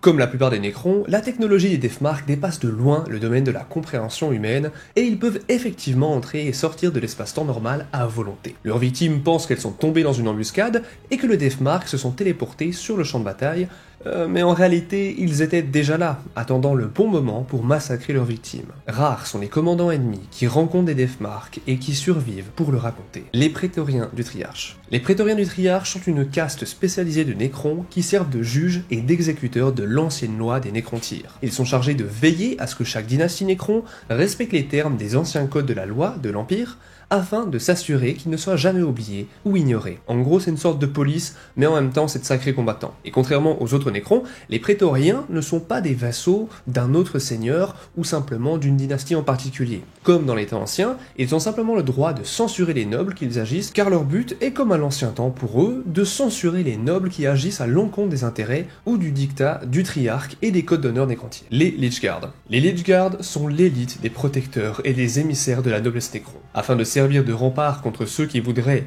nuire à leurs protégés, les Lychguards ont été dotés de corps de nécrodermis en métal vivant, mais de plus haute qualité, d'une résistance et d'une puissance égale à celle des seigneurs et des suzerains Necrons qu'ils protègent. Ces derniers sont grands et larges, et ils sont marqués par des grands écussons, mais aussi des coiffes, et portent souvent des tabards ou des capes de métal segmenté. En plus de servir de gardiens, les Lychguards sont souvent les messagers et les envoyés de leur maître. Afin de mieux servir de cette fonction, la personnalité et l'intellect des Lychguards ont été préservés par le processus de biotransfert dans un bien plus large mesure que les soldats de base Necron. Les Cryptech. Les Cryptech sont les ingénieurs de l'espèce Necron. Ils se chargent d'étudier et de maintenir la technologie des dynasties Necron, mais aussi les pouvoirs des Cryptech reflètent ceux des Psykers que l'on trouve parmi les autres espèces intelligentes dans la galaxie. Mais à la différence que les Psykers canalisent l'énergie du War pour accomplir leur exploit. Mais les Cryptech utilisent leurs connaissances scientifiques et technologiques très avancées pour manipuler les forces fondamentales de l'univers, pour simplement reproduire des effets utilisés par les Psykers, mais ils le font sans la magie. Ce qu'un Cryptech accomplit souvent avec sa technologie n'est rien de moins que magique aux yeux des peuples moins intelligents de la galaxie. Grâce à ses connaissances de sciences arcaniques, un Cryptech peut simplement transformer quelqu'un en adamantium liquide, donc du métal, le transformer aussi en une graine de matière d'étoile naine, embraser l'air, faire jaillir des éclairs et d'autres exploits technologiques tout aussi impressionnants. Les Destroyers Ophidiens. Répugnants pour les autres Necrons, les Destructeurs Ophidiens reprennent des éléments des spectres, mais aussi des dépeceurs. Et ils ont la capacité de pouvoir pareillement passer dans l'autre réalité pour se déplacer. Je le répète, c'est pas le warp, c'est vraiment leur truc à eux les Necrons, genre vraiment ils sont juste chelous quoi. Ils jaillissent donc de leur propre dimension de poche pour tendre des embuscades, tailler en pièces ses ennemis et les déchiqueter, heureusement qu'ils les mangent pas d'ailleurs. Les Scorpek Destroyers. Les Scorpek Destroyers sont simplement une variante des Destroyers Necrons standards, qui ont été modifiés pour posséder 3 jambes au lieu d'unités antigraves. Ces machines sont poussées au combat par une folie profonde et incontrôlable, qu'ils expriment sous la forme d'une rage contre la vie organique. Ces fameux Destroyers sont membres d'un culte nihiliste des Destroyers Necrons de la Moisson Rouge. Ils mettent même les autres Necrons mal à l'aise pour leur volonté de massacre. Parlons maintenant des Destroyers standards. Un Necron Destroyer est un agent d'anéantissement dérangé dont la seule raison d'être est centrée sur un désir inébranlable d'éteindre les flammes de la vie. Un Destroyer ne se soucie pas des frontières ou de l'allégeance à une dynastie et ne fait aucune distinction entre les innocents et les damnés. Toute vie est son ennemi et toute créature vivante est sa proie. C'est pour ça que les Destroyers vont très souvent modifier leur corps et c'est d'ailleurs un acte que les Necrons considèrent comme de l'automutilation. Le plus souvent, ils remplacent leurs bras par des armes, leurs jambes par des plateformes gravitationnelles et modifient leur tête et leurs circuits neuronaux pour y intégrer des systèmes de ciblage avancés. Le résultat en fait d'eux des machines ultra déterminées et surpuissantes, capables de traquer n'importe quel poids, sur n'importe quel terrain et dans n'importe quelle condition. Les Destroyers sont déments et sont évités et craints par tout le monde, même les Necrons, je le répète. Ces parias se rassemblent à la périphérie des mondes tombeaux pour former les cultes Destroyers, dont on dit qu'ils sont dirigés par les seigneurs Necrons atteints de la même folie. Les lames des tombes, aussi appelées Tombblade. On pourrait aussi appeler le Tombblade le Mécanoptère, mais j'avoue que je trouve ça un peu moins beau. Le Tombblade est un chasseur du vide et un motojet Necron antigravitique qui utilise des répulseurs dimensionnels pour opérer à la fois dans le vide et dans l'atmosphère d'un monde. Il peut déchaîner une puissante puissance de feu sur n'importe quel vaisseau, mais aussi les véhicules et les forces terrestres ennemies. Alors qu'en même temps, il peut simplement se faufiler sauvagement et ultra rapidement dans les terres. Souvent déployé au sein d'une force d'avant-garde, la vitesse mortelle et la nature imprévisible du Tomb Blade en fait un ennemi dangereux. Parlons maintenant des barges de commandement. Les barges de commandement, bien que similaires en apparence et en structure à une barge d'annihilation, servent un objectif très différent pour les forces Nécron. Alors que les barges d'annihilation apportent la ruine sur les vivants à distance, la barge de commandement est simplement un moyen de locomotion pour un seigneur, le Triarch Stalker. Le Triarch Stalker est un marcheur de combat utilisé par les prétoriens Nécrons du Triarche. Tel une énorme araignée mécanique, le Triarch Stalker domine le champ de bataille avec de multiples membres tranchants et des armes dévastatrices. Ils sont souvent pilotés par un prétorien du Triarche, de haut rang, et sont principalement utilisés contre des blindés lourds ennemis et pour fournir un appui-feu rapproché à d'autres unités Nécrons. Les arches-fantômes. Comme pour de nombreux véhicules Nécrons, l'apparence délicate de l'arche-fantôme en dit long sur son utilité. Puisque, comme tous les autres véhicules, elle est construite en nécrodermis, mais surtout qu'elle est protégée par des couches de boucliers. Sillonnant le champ de bataille de manière inquiétante après une avancée Nécron, les arches-fantômes sont une garantie supplémentaire que les légions de Nécrons continueront leur combat jusqu'à ce que l'ennemi soit complètement submergé. En gros, elles sont là pour toujours ravitailler simplement les Nécrons en refaisant sortir des soldats. Parlons maintenant de l'arche du jugement dernier, aussi appelée Doomsday Arch. Cette arche est un véhicule Nécron qui sert de plateforme d'armement massive, mais aussi mobile. Une arche du jugement dernier n'est ni plus ni moins qu'un chariot mobile pour un canon du jugement dernier. Peut-être l'arme la plus puissante du formidable arsenal des Nécrons, dont on parlera après. Le moissonneur. Le moissonneur est l'outil d'invasion préféré des Nécrons, et il s'agit d'une variante du faucheur, qui remplace certaines des armes les plus lourdes de ce dernier par une capacité de transport. Mais attention, cela ne veut pas dire que le moissonneur est sans défense. Bien au contraire. Il reste après tout des véhicules de transport, mais je le rappelle, ils sont des véhicules Nécrons, l'une des armées les plus puissantes. Et sa variante, le faucheur, par contre, lui, ça ne rigole zéro en termes de dégâts. Vraiment, les armes qu'il utilise sont beaucoup trop fortes. Parlons maintenant du Tesseract Vault, ou la voûte de Tesseract en français. Ces chambres fortes Tesseract sont de vastes constructions Nécrons, monolithiques et quasi indestructibles, construites spécifiquement pour contenir un Cthane, et plus précisément un Cthane transcendant. Il s'agit donc d'une écharpe de Cthane encore plus puissant. Ces Cthane transcendants, qui ne sont rien d'autre que l'amalgame de dizaines, voire de centaines d'éclats Cthans de moindre importance, sont d'une telle taille et d'une telle volonté indomptable qu'ils sont bien trop puissants pour être contenus dans les complexités extradimensionnelles d'un labyrinthe de Tesseract. Et qu'une chambre forte de Tesseract sert à la fois de prison, mais aussi de conduit pour leur puissance. Donc c'est à double tranchant, parce que ce truc fait qu'en gros, si ça merde, le Cthane peut être libéré. Je vous laisse imaginer les dingueries que ça pourrait faire. On arrive évidemment aux monolithes. Les monolithes sont d'énormes forteresses mobiles utilisées par les Nécrons comme principal vaisseau d'assaut planétaire. Un monolithe combine les propriétés d'un vaisseau de transport, d'un destructeur blindé, mais aussi d'une icône de la puissance impérissable des Nécrons. Sa forme lourde peut flotter sur un champ de bataille grâce à ses moteurs antigravitationnels, tandis que son noyau de cristal pulse d'une énergie maladive qui peut être manipulée en puissants faisceaux d'éclairs Gauss qui jaillissent de ses supports d'armement. Évidemment, la technologie Gauss, c'est la technologie Nécron. Lorsque sa silhouette massive domine un champ de bataille, il détruit des armées entières avec des torrents de tirs Gauss et le craquement assourdissant de son fouet à particules. Peu d'armées peuvent résister longtemps à l'immense puissance de ce feu d'un monolithe ultra chargé. En revanche, les munitions ennemies n'ont que très peu d'effet sur la carapace d'un monolithe, et lorsqu'elle est endommagée, l'armure nécrodermique de la machine s'auto-répare par réflexe, et bien plus rapidement, et bien mieux. Le véritable pouvoir d'un monolithe ne réside cependant pas dans ses capacités offensives ou son endurance phénoménale, mais grâce à son portail au sein du monolithe. Ce portail de l'éternité relie le monolithe au vaisseau et au monde tombeau de sa dynastie, ce qui permet au renfort d'apparaître presque instantanément à l'endroit où se trouve le monolithe. Grâce à des couloirs qui se replient dans l'espace, un seigneur Nécron peut invoquer légion après légion de guerriers Nécrons, depuis le cœur même de son monde tombeau, afin de noyer une planète ennemie sous ses propres morts. Et il le fait sans bouger d'un pouce. Parlons maintenant de Trazyn l'Infini. Trazyn, également connu sous le nom de Trazyn l'Infini, est un seigneur suprême Nécron et l'archéologue autoproclamé des galeries de Solemnas sur le monde tombeau Nécron de Solemnas. Trazyn est un conservateur de l'histoire de la galaxie, des artefacts et des événements importants. Et, je cite, il libère souvent ce qu'il veut des autres races extraterrestres ou même de ses collègues Nécrons, afin que les trésors puissent être préservés dans les galeries. Il effectue son travail en utilisant des gens, en les entravant, en utilisant leur corps comme d'un hôte. Mais ces derniers temps, il a été contraint de jouer un rôle bien plus actif dans l'acquisition de nouveaux éléments pour sa fameuse galerie, de peur que les trésors historiques ne se perdent à jamais dans les flammes de la guerre. Trazyn ne fait la guerre que pour entretenir et agrandir sa collection personnelle, négligeant souvent les considérations stratégiques et tactiques pour y parvenir. Cependant, ses actions ont tendance à coïncider avec des objectifs militaires, et les subalternes et alliés de Trazyn ne tardent pas à en tirer profit, tandis que le Faerûn inconscient réclame sa récompense. Nous arrivons à Imhotep.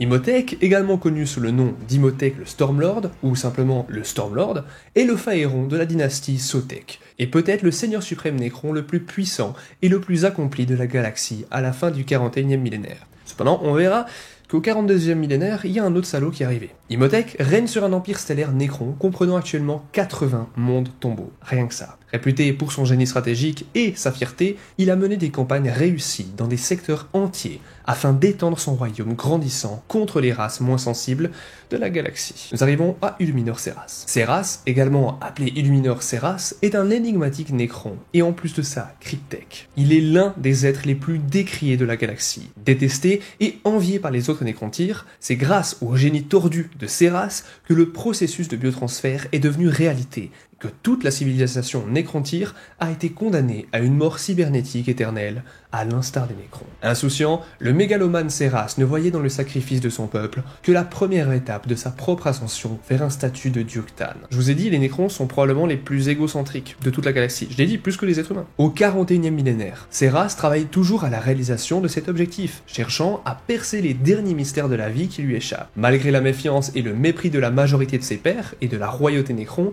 les connaissances de Serras sont si vastes et l'aide qu'il peut apporter si puissante que peu de seigneurs Nécrons de haut seigneur refusent son assistance ou son prix lorsqu'elle est proposée. Nous arrivons à Orican. Orican, également connu sous le nom d'Orican le Divinateur, est l'un des plus puissants cryptèques Nécrons et un puissant chronomancien. Il y a des millions d'années terriennes, il était l'astromancien du triarche de l'Empire Nécrontyre et l'un des conseillers les plus fiables du roi silencieux Sarek, dont on parlera après. Orican fut le seul à s'opposer à la proposition du Cthulhu, Mephetran, le trompeur. Le seul à refuser le biotransfert, car il prévoyait un désastre. Mais sa seule voix dissidente fut ignorée par tout le triarque. Poussé par la loyauté envers sa race, Orican se soumit au processus et devint l'un des Nécrons immortels à jamais enfermé dans son corps. Malgré la perte de son âme, la procédure de biotransfert a eu un effet bénéfique inattendu pour Orican, car ses pouvoirs, déjà considérables, n'ont fait que croître après qu'il ait été libéré des limites d'une chair faillible. Au 41e millénaire, la maîtrise d'Orican sur le flux temporel est telle qu'il peut en fait remonter dans le passé, et cela de façon quand même limitée. Mais juste assez pour s'assurer que ses prédictions ne tombent jamais à l'eau. Parlons un tout petit peu plus des Cthulhu, même si on l'a déjà fait avant. Car on dit qu'ils ont été créés au tout début de l'univers. Ils étaient les premières créations, des entités incorporelles nées de gaz tourbillonnants et d'énormes quantités d'énergie, et qu'ils sont donc des créatures éthériques par nature. Dans leur forme naturelle, ce sont de vastes êtres d'énergie pure qui se répandent à la surface d'une étoile, absorbant son énergie solaire pour se nourrir. Au bout d'un certain temps, ils ont appris à utiliser des ailes diaphanes créées à partir des lignes de force électromagnétiques de l'univers, afin de voyager vers d'autres étoiles et continuer à se nourrir lorsque l'autre le permet plus. Et la matière des planètes, mais aussi des nébuleuses qui les entourent, est si insignifiante qu'elle n'est pas prise en compte par leur appétit vorace. Les Cthulhu détestent le warp et ses énergies psychiques. Et c'est même eux qui sont à l'origine, vous savez, de cette science qui permet de stopper le warp, dont on parlera après. Nous arrivons au dernier personnage ultra important, qui est Sarek. Sarek, également connu sous le nom de Roi Silencieux, fut le dernier de la lignée des Rois Silencieux à diriger le triarque de l'ancien empire Nécrontyre. C'est sous son règne que les Nécrontyres rencontrèrent les Cthulhu et subirent le grand processus de biotransfert qui les transforma en robots Nécrons que l'on connaît aujourd'hui. Mais cependant, le processus de biotransfert qui a permis cette transformation a privé les Nécrontyres de leur âme, mais ce n'est qu'après coup que Sarek a réalisé le terrible destin qu'il avait réservé à son peuple. Aigri par sa folie, il trahit les Cthulhu après la défaite des anciens lors de la guerre des cieux, les brisant ainsi en éclats ou échards de Cthulhu, en les emprisonnant dans les arcanes extradimensionnels connu aujourd'hui sous le nom de labyrinthe du Tesseract. Après s'être vengé des dieux des étoiles, le roi silencieux ordonna à toute la dynastie des Nécrons d'entrer dans le fameux grand sommeil et d'hiberner en stase pendant 60 millions d'années. Oui, c'est lui qui était responsable de ça. Une fois réveillés, les Nécrons seraient prêts à reconstruire tout ce qu'ils avaient perdu et à rendre à leur dynastie leur gloire passée. Avec cet ordre final, Sarek coupa le protocole de commande qui lui permettrait de contrôler directement ses sujets et s'exila dans le vide intergalactique en guise de pénitence. 60 millions d'années de pénitence, voilà. Et il le fit afin de créer de vastes territoires célestes que le peuple Nécron pourra revendiquer une fois que la galaxie lui appartiendrait à nouveau. Cependant, au cours du 41e millénaire, les Nécrons entamèrent le grand réveil, et Sarek revint enfin dans la galaxie pour découvrir l'approche des flottes russes de Tyrannides. Le roi silencieux reconnut tous les ennemis des Nécrons. Il reconnut non seulement les Tyrannides,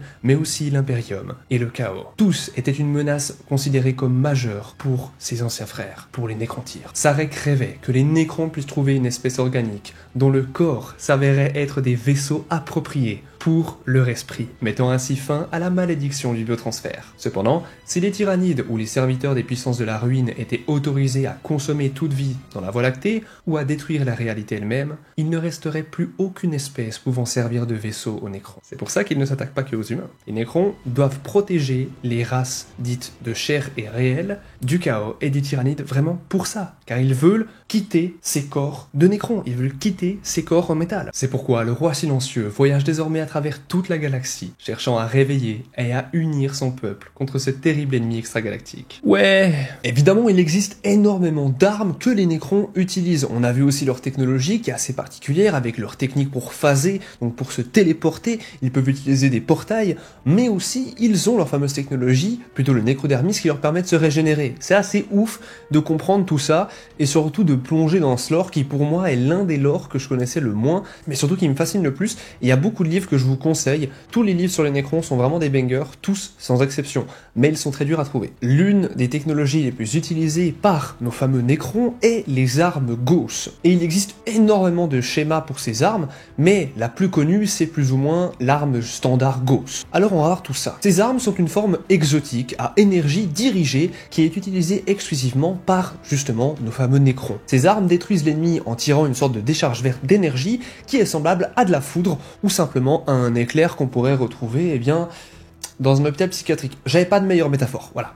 La seule différence, c'est que en réalité, cette sorte de foudre va complètement détruire le système atomique d'une cible. Ce qui veut dire que ça va désintégrer littéralement son corps, atome par atome et molécule par molécule. Même contre les Space Marines, c'est très fort. Et l'Imperium de l'humanité est assez étonné par justement la puissance de ces armes, et ils ont du mal à l'expliquer. Et la raison est assez simple. Même les armes les plus faibles des Nécrons utilisées par les guerriers Nécrons sont ultra puissantes. Alors imaginez si l'arme la plus nulle utilisée par une faction est déjà bien assez puissante pour tuer un putain de Space Marine. C'est assez fou. Mais ça peut aussi faire d'énormes dégâts aux véhicules les plus puissants, les plus robustes, mais aussi que d'après les théoriciens de l'Imperium, ces armes ne devraient pas fonctionner sans surchauffer en fait. Et donc après chaque tir, elles devraient mal fonctionner, simplement parce qu'elles utilisent, comme on l'a dit, une sorte de foudre chelou qui devrait littéralement faire surchauffer n'importe quel métal ou n'importe quelle technologie. Et ce qui devrait en même temps détruire la personne qui utilise cette arme. Encore une fois, je le maintiens, mais ces armes sont un mystère pour l'humanité. Dites-vous bien que l'Adeptus Mechanicus, donc les prêtres techniciens de l'Imperium, l'ont prouvé à maintes reprises en examinant les armes Nécrons capturées. Tout ce qu'ils ont pu trouver comme explication, c'est que ça n'avait pas d'explication. Pourtant, les Nécrons ont perfectionné cette technologie qu'on connaît toujours pas et qui repose sur des principes scientifiques qui, encore une fois, n'ont jamais été découverts ou alors qui ont été perdus par l'humanité. La première arme, justement, considérée comme la moins forte, c'est l'arme principale des guerriers Nécrons, qui est le Ghost Flare. Et les Ghost Flare sont des armes de type fusil, plus ou moins standard, que les Nécrons utilisent. Évidemment, la différence, c'est qu'elles se composent d'une crosse en métal, d'un tube transparent contenant de l'énergie, et qu'elle utilise justement une sorte de baïonnette en dessous de l'arme pour taper au corps à corps. Mais ces armes, ce qui est particulier, c'est qu'elles tirent, comme on l'a dit, des faisceaux verts, ces faisceaux d'énergie. Et ce qui est assez particulier avec ces armes dites un peu standards, c'est que c'est l'équivalent des bolters de l'humanité, car elles sont utilisées sur même tous les gros véhicules utilisés par les Nécrons. En deuxième arme, on a le Blaster Gauss. Et cette variante, un peu plus lourde et surtout à double canon du pistolet Gauss, enfin du fusil Gauss, est donc encore simplement 2 fois plus puissante, littéralement. En réalité, je suis même pas sûr que ce soit utile de décrire la puissance de ces armes, parce que vraiment, chacune des descriptions de ces armes, c'est juste, c'est plus puissant que ce que fait l'Imperium. Voilà. Ce que fait l'Imperium, c'est de la merde comparé à ça. Je suis désolé, il n'y a pas de meilleure manière de décrire les armes des Nécrons, les gars. Par exemple, on a aussi le canon Gauss, qui est encore plus grand que le double canon et le canon normal, parce que celui-ci, il a 4 faisceaux d'énergie. Voilà, on était à 1 avant, à 2, maintenant on a 4. Je veux dire, sans déconner, c'est juste 4 fois plus puissant que le truc d'avant qui pouvait déjà buter un Space Marine. Est-ce que c'est bon pour vous? Et donc évidemment, celle-ci, un tir qui du coup est 4 tirs d'un fusil standard Gauss, bah ça démonte un Space Marine, alors que l'autre il aurait fallu bien plus de tirs. Donc cette merde contre un tank, c'est 2 minutes votre véhicule y tient, et pas plus. Sachant que c'est souvent utilisé par les destroyers. Je vous rappelle, c'est assez fou les destroyers, c'est pas rien. Revenez en arrière sur la timeline pour voir ce que c'était. Et on a aussi le rayon beam, ou alors le rayon de chaleur en français, qui est une arme, en fait, à fusion, que l'on pourrait comparer au Melta-Gun des Space Marines, donc simplement le fuseur. Ce qui fait un effet de fusil à pompe, une arme de souffle, qui va donc être une version Necron, quoi. Et c'est donc un appui-feu pour le corps à corps, simplement le combat rapproché. Et ces rayons de chaleur sont des armes ultra puissantes, car elles sont capables de tirer selon 2 modes différents. Si un char ennemi bloque l'attaque principale des Necrons, une seule explosion de cette arme mettra fin à la menace instantanément. Voilà. Je vous l'ai dit, les descriptions de ces armes, ça n'a aucun sens. Et une autre variante, je sais pas si vous vous rappelez des Triarch Stalker dont on a parlé avant, eh bien c'est qu'ils vont utiliser de cette saloperie pour, pareillement, stopper une vague d'ennemis entière. 5 ennemis d'un coup, paf. Voilà, si ce n'est plus. Ensuite, on a le canon apocalyptique. Et ce canon est simplement une merveille de dévastation de la technologie des Necrons. Voilà, encore une. Et on la trouve que montée sur l'Arche du Jugement, donc la fameuse Doomsday Arch, qui n'est rien de moins que cet énorme canon, géant, voilà. Je pense qu'il n'y a même pas besoin de le décrire, vous avez vu la taille de ce machin. Version Necron, enfin, vous voyez un truc comme ça, voilà. C'est très phallique, je sais. Et même tiré à faible puissance, car il peut choisir le niveau de puissance, le canon de jugement dernier est une arme qui peut tout démolir. Un bunker, plus de bunker. Un tank, un Land Raider, plus de Land Raider. Dites-vous que cette merde, c'est des faisceaux d'énergie qui sont bien plus chauds que les armes à plasma. Je sais pas si on se rend compte de la dinguerie que c'est. Imaginez qu'un titan impérial, face à cette merde, je suis pas sûr que ça tienne très longtemps. J'ai pas de sources qui me disent que un livre ou à parler de ça ou je ne sais quoi, mais on peut imaginer que c'est pas très fort contre ça. Voilà. C'est chaud, quand même. Un titan, les gars. Ensuite, on a les épées d'hyperphase. Et ces épées sont assez standards dans l'ensemble, on va dire, mais, encore une fois, c'est des armes à énergie. Voilà. Imaginez qu'elles vibrent à travers, des états dimensionnels. Et oui, c'est autant fort que ce qu'on peut croire. Je sais, là, ça va devenir un mème, parce qu'en fait, à chaque fois que je décris une arme des Necrons, je fais que dire que c'est encore plus fort que la précédente. Mais il y a que ça. Vous voyez une tranche de... une feuille de papier, voilà, une feuille de papier, ok ? Vous essayez de la couper comme ça en la déchirant. Si vous utilisez ça sur, je sais pas, une armure, c'est la même chose. Vous avez l'impression de couper ou de déchirer une feuille, tellement c'est simple. Ce qu'il faut juste savoir par rapport à ces armes, c'est qu'elles sont principalement utilisées par les seigneurs Necrons, comme justement les seigneurs suprêmes. Maintenant, on arrive au Rod du Covenant, qui est aussi appelé le bâton d'alliance, traduction de merde, je trouve, qui est simplement un symbole de l'ancien conseil des nobles Necrons. Et c'était l'arme principale des prétoriens du Triarque. Ce bâton est une arme extrêmement puissante. Je sais, ça va devenir un mème sur Discord. D'ailleurs, n'hésitez pas à rejoindre le Discord, évidemment. Et abonnez-vous pour ne pas rater les prochaines vidéos. On est bientôt aux 40 000 abonnés. Mais la différence de ce bâton, c'est que c'est pas un simple bâton. C'est un bâton qui peut tirer des décharges d'énergie. En gros, imaginez une hallebarde qui tire des faisceaux d'éclairs. Des éclairs dans ta gueule. Dites-vous que même un Necron qui se fait tirer dessus par cette saloperie se fait désintégrer. Et lorsque c'est utilisé contre des formes de vie organiques, par exemple, l'explosion est capable de contourner même l'armure d'un Terminator Space Marine. Ouais. Ce qui ira jusqu'à faire exploser la victime en un nuage de cendres. Ouais. Et étonnamment, ces armes fonctionnent de la même manière que les armes de puissance, donc les Power Swords, qu'on a littéralement pour l'Imperium, donc les armes à énergie. Et ce qui en fait à la fois une arme de combat à distance, semi-distance, on va dire, ultra forte, mais aussi une arme de combat qui est au corps à corps ultra puissante. C'est-à-dire au combat rapproché vraiment épée contre épée, quoi. Maintenant, on a les armes Tesla. Alors, non, rien à voir avec Elon Musk, mais notez bien que toutes les armes Tesla sont caractérisées par des générateurs, plus ou moins Tesla, et ces armes à particules libèrent, comme toutes les autres, des tirs de foudre. La différence, c'est plutôt que de cibler une seule personne, si vous touchez quelqu'un avec cette arme, en fait ça va faire un circuit électrique entre tous les ennemis. Donc vous touchez une personne, ça va en toucher 5 à côté. Voilà, c'est ça, les armes de Necron, c'est vraiment pas fort du tout. On continue la vidéo, sinon je vais me foutre en l'air.